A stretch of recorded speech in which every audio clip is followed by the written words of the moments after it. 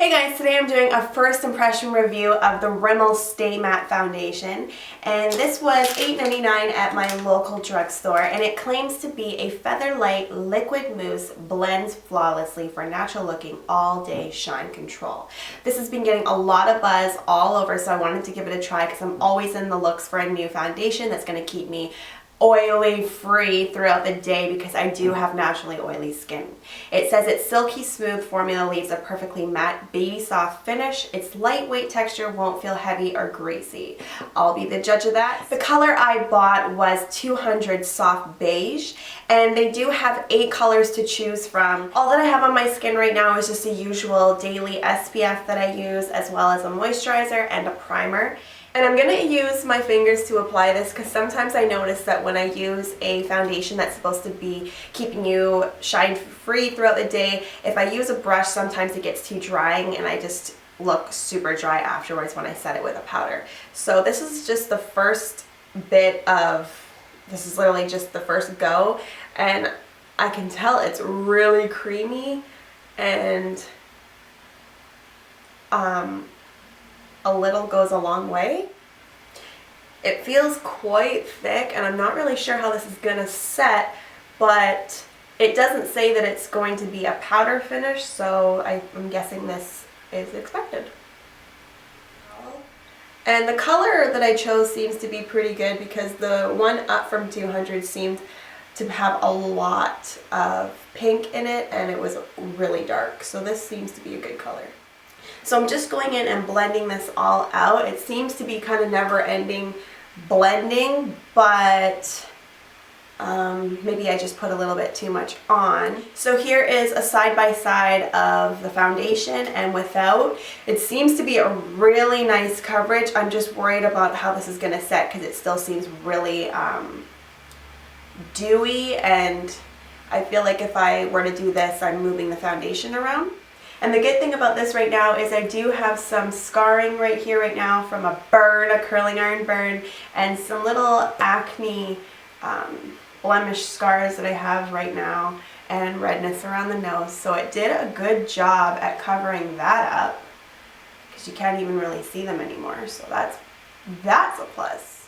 So I just finished doing my whole face, and it's starting to set, which is nice. Like, I don't feel it starting to move around a lot, but I can still feel it's quite dewy. So what I like to do when I'm using a really creamy foundation is just blend it in a little bit with a brush on the areas where it tends to crease, like around my nose, around my eyes, and just blending it a little bit into the forehead because I don't want it to come through the powder. I want to really give this like an accurate test run. So I am coming through really pale right now, I think, in the camera, but in actuality it seems to be a really good match. It did provide a super good coverage. Like, I'm actually really impressed with a drugstore foundation that it's going to provide this amount of full coverage. It kind of reminds me of Makeup Forever's Matte Velvet. So I'm going to wear it throughout the day, but first I'm going to do my concealer, and I'm actually going to set it with a powder because I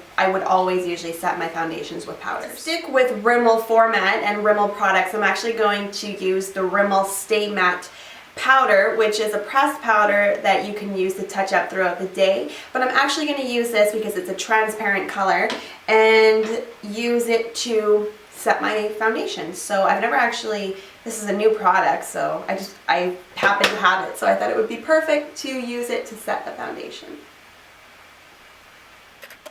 So here is the finished look before I go out and start my day. I have to go to work now, and I'm actually really pumped to be wearing this foundation because I feel good. It's one of the better ones that I've used lately.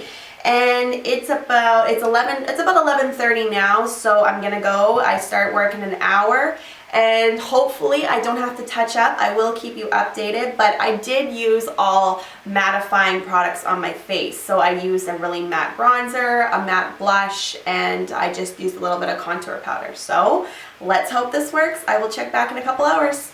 So it's about 4 o'clock in the afternoon now, and I'm looking at my foundation and it still looks really flawless looking.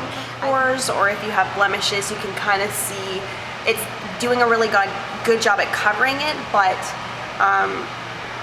you can definitely see a little bit of a buildup on the nose, like where you might have pores. It does kind of sink into your expression lines a little bit, but still I think that I'm looking really flawless. I haven't touched up once. I think the only place that I would have to touch up right now is on my chin.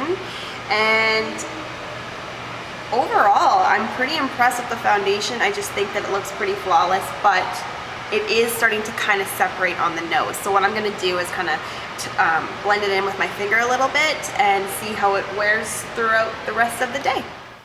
I'm back and it is 10:51, just short, well, I've had this on just short of 12 hours. It's been a really long day, but I'm proud to say that I haven't touched up except for once, and the only place that I touched up my foundation was on my chin. But you can see here, you can still see my contour. There's like little bits here where there's some blush missing, but I am super impressed because I looked in the mirror all day. No, not all day, but I took glances of myself and my face looked kind of like a porcelain doll, really. I personally think, this is my last little bit here, that when you're further away from me, it looks amazing. So maybe for camera or for pictures or special occasions, it would be amazing, like my first choice. I do notice that if I get up close and I start looking, it does a really good job at covering pores, but you can definitely see the foundation because it is more of a full coverage. So my final thoughts on this, I would definitely give this foundation 2 thumbs up. For anybody with a more oilier skin tone, this is definitely for you. $7, $8, you can't really go wrong, and it does compare to some higher end foundations that I've used in the past that are a full coverage. So I hope you guys liked this video. If you have any other ideas of a product that you'd like me to review, leave it in the comments below, and I will talk to you all in my next video. Bye!